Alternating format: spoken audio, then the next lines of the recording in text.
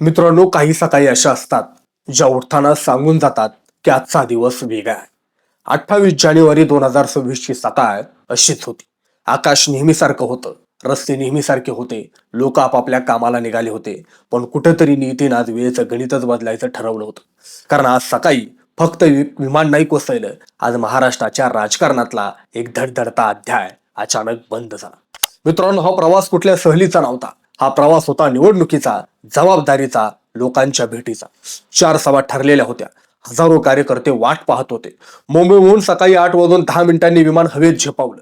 विमानात वातावरण शांत होतं. कागदपत्र, फाईल्स, पुढच्या भाषणाचे मुद्दे आणि नेहमीसारखाच तो आत्मविश्वास वेळेत पोचायला हवं. पण मित्रांनो, कधी कधी वेळ आपल्या हातात नसते.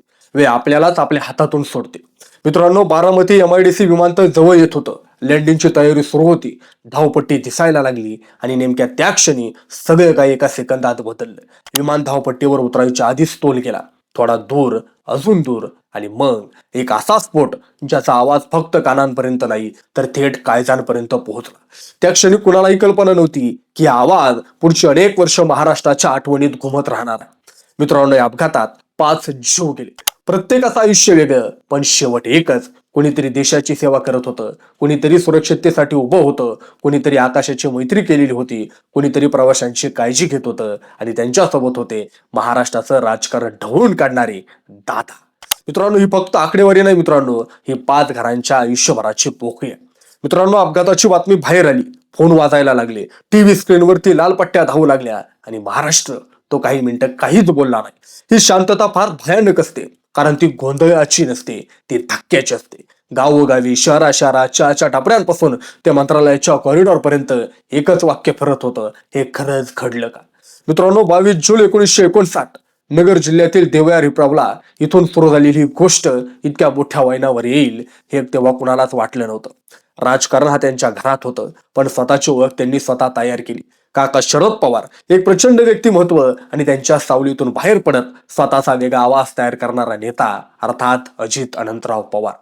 मित्रांनो, महाराष्ट्राच्या इतिहासात फार कमी नेत्यांना इतक्या वेळा उपमुख्यमंत्रीपद भूषवण्याची संधी मिळाली. एकदा नाही, दोनदा नाही, तर तब्बल 6 वेळा. प्रत्येक वेळी राजकारण वेगळं, समीकरणं वेगळी, आणि आव्हानही वेगळी. पण एक गोष्ट कायम होती, अजितदादांचा आत्मविश्वास. माझा रेकॉर्ड मोडणं सोपं नाही, हे वाक्य ते सहज हसत हसत बोलायचे. आज ते वाक्य आठवताना हसू नाही तर डोळे पाणावतात. मित्रांनो, ते फक्त सत्तेतले नेते नव्हते. ते कधी रागवायचे, कधी टोमणे मारायचे, कधी मिश्किलपणे वातावरण हलकं करायचे. त्यांचा सेन्स ऑफ ह्युमर राजकारणात वेगळाच रंग भरायचा. आज तो रंग अचानक फिका झालाय. मित्रांनो, काही गोष्टी ऐकताना अंगावर काटा येतो. 6 वेळा राज्याचं उपमुख्यमंत्रीपद, वय 66 वर्ष, 6 महिने, 6 दिवस. हा फक्त आकड्याचा खेळ नाही, ही नीतीची एक विचित्र सही आहे, जी समजून घेण्यापलीकडची.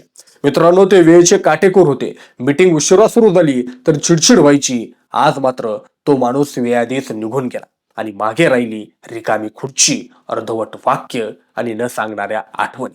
मित्रांनो, आज महाराष्ट्रावर शोककाळ आहे, पण ही काळ फक्त दुःखाची नाही. ही काळ आहे एका लढवय्या प्रवासाची, एका ठाम व्यक्तिमत्वाची, आणि एका अशा नेत्याची ज्याने राजकारणात छाप सोडली. ही गोष्ट इथंच संपत नाही, कारण काही माणसं जातात, पण त्यांच्या चर्चा, आठवणी कधीच जात नाही. हीच होती आजची कथा, एक थांबलेलं घड्याळ आणि न थांबणाऱ्या आठवणी. असं म्हणतात की अजितदादांनी आखलेला दौरा कधीच ते चुकवत नव्हते. अजितदादा वेळेत दौरा पार पडायचे. अजितदादा वेळेआधी हा शेवटचा दौरा पार पडायला गेलेत, असंच म्हणावं लागेल.